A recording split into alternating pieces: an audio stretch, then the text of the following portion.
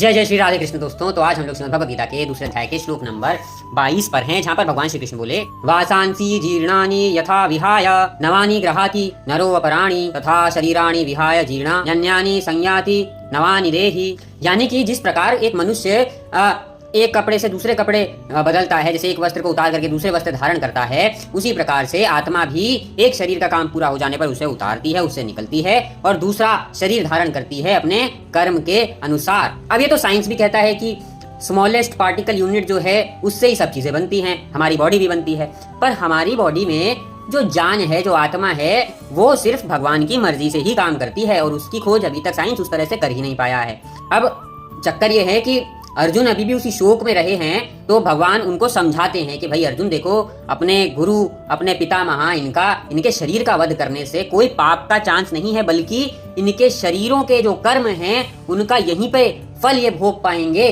और इस तरह से तुम इनकी आत्मा को मुक्त कर पाओगे। और सारे वेदों का कहना है कि जब धर्म के लिए युद्ध हो रहा होता है तो उस युद्ध के अंदर अगर आप मारे जाते हैं या मर जाते हैं तो आपको परम गति प्राप्त होती है। तो इस तरह से इन लोगों की परम गति निश्चित हो जाएगी। तो तुम्हें तो प्रसन्न होना चाहिए कि तुम सबके पापों के कर्मों का नाश कर रहे हो और इस संसार में धर्म की स्थापना कर रहे हो।